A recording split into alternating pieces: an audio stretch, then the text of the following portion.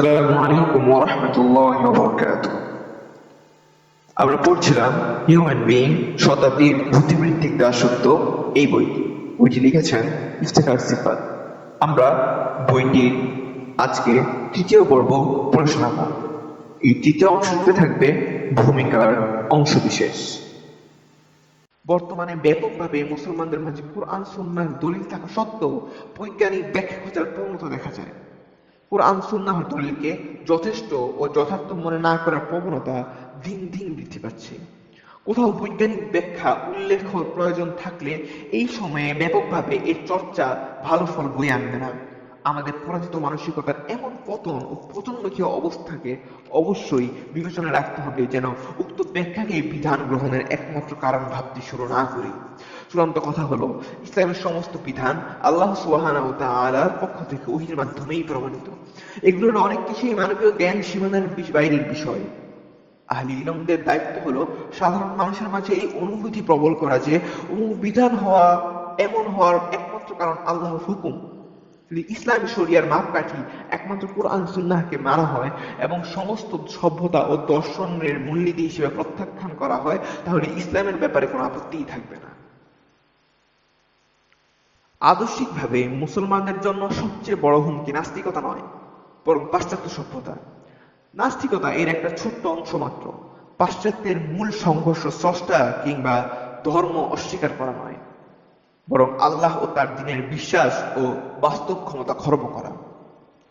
অস্বীকারের বিষয়টা গৌণ, মৌলিক নয়। কেউ করতে পারে, আবার নাও করতে পারে। অর্থাৎ পাশ্চাত্য সভ্যতায় নাস্তিকতা তথা তাওহীদুর রুবুবিয়্যাহকে অস্বীকার করা গৌণ বিষয় মনে করা হয়। আল্লাহ সুবহানাহু ওয়া তাআলা একমাত্র স্রষ্টা, এই কথা কেউ স্বীকার করতেও পারে, আবার নাও করতে পারে। কিন্তু কেউ যদি বলে আল্লাহই একমাত্র ইবাদত পাওয়ার যোগ্য, তখনই দেখা দিবে নানান সমস্যা। তার মানে এখানে মৌলিক বিষয় হলো তাওহীদুল উলুহিয়্যাহ।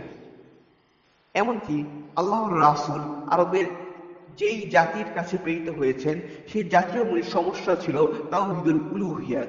তাদের মধ্যে আল্লাহর রুবুবিয়্যাতের মৌলিক স্বীকারোক্তি ছিল, কিন্তু আল্লাহর উলুহিয়্যাহকে তারা একেবারে অস্বীকার করত। নাস্তিকতা কখনোই উম্মাহের মাঝে ব্যাপকভাবে গৃহীত হয়নি এবং এর প্রভাবও নির্দিষ্ট পরিসরে সীমাবদ্ধ, কিন্তু পাশ্চাত্য সভ্যতার প্রভাব অনেক বিস্তৃত।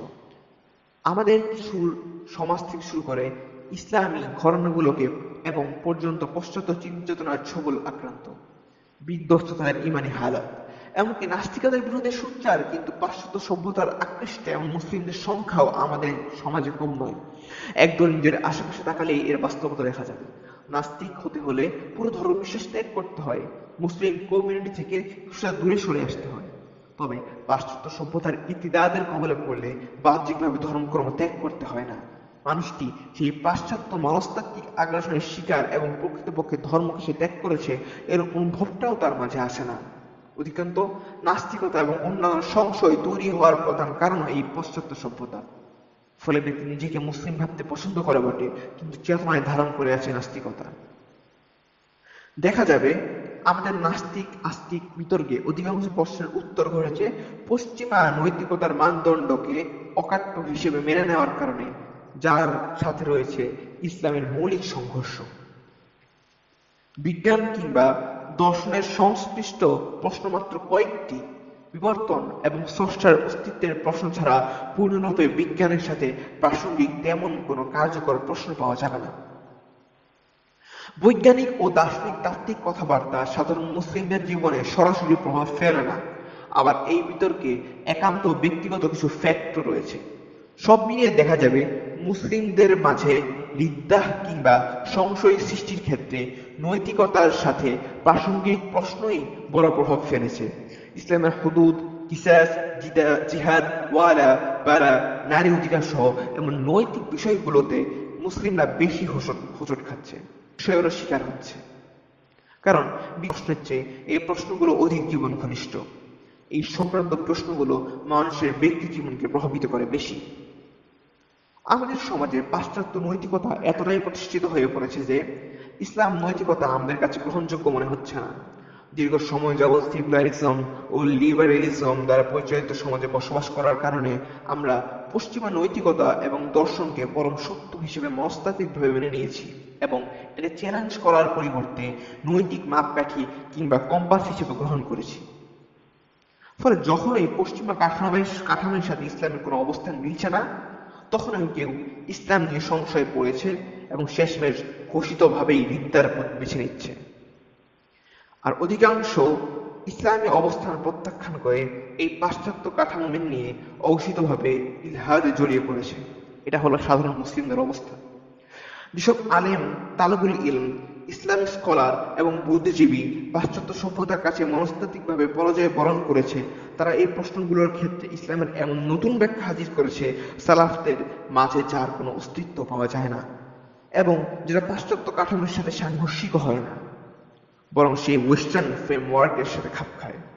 আর এখান থেকেই সৃষ্টি হয় মডার্নিজম ও রিভিশনিজম। এই জন্য আমাদেরকে এরকম দায়ী ও স্কলারদের ব্যাপারে সতর্ক থাকতে হবে।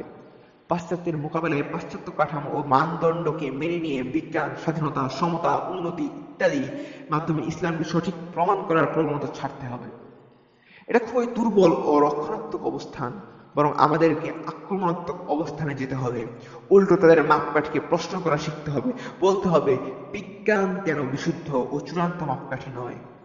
বর্তমান বিজ্ঞান কিভাবে পক্ষপাত দুষ্ট? সমতা, স্বাধীনতা, উন্নতি কেন ন্যায় এবং নিরপেক্ষ নয়? প্রশ্ন করতে হবে, আল্লাহর একজন দাস কেন অধিকারের স্বাধীনতা চাইবে? প্রশ্ন করতে হবে, আল্লাহর একজন দাস কেন অধিকারের স্বাধীনতা চাইবে? ইনসাফের পরিবর্তে সে কোন সাহসে সমতার কথা বলবে? কোন অধিকারে সে উন্নতির খোদা প্রদত্ত সংজ্ঞা বদলে ফেলে? আবার ইসলামের সূত্র ছাড়া ন্যায়, শান্তি এবং অধিকারও কোনো মাপকাঠি নয়। কারণ ইসলামই একমাত্র হক মানে, এর বাইরে সবকিছু বাতিল ও জুলুম। জানতে হবে একমাত্র ইসলামই চূড়ান্ত ও বিশুদ্ধ মাপকাঠি। এভাবে নিজেদের মাপকাঠি প্রতিষ্ঠিত করতে হবে। মুসলিম মানুষের পাশ্চাত্য পূজার যে মূর্তি তৈরি হয়েছে তাকে প্রশ্নে প্রশ্নে জর্জরিত করতে হবে, আঘাতে আঘাতে ভেঙে ফেলতে হবে। এই জন্য জরুরি পাশ্চাত্য সভ্যতার মূল কাঠামো সম্পর্কে অবগত হওয়া এবং ইসলামের মৌলিক অবস্থান তথা সালাফিনদের অবস্থান সম্পর্কে জ্ঞান অর্জন করা।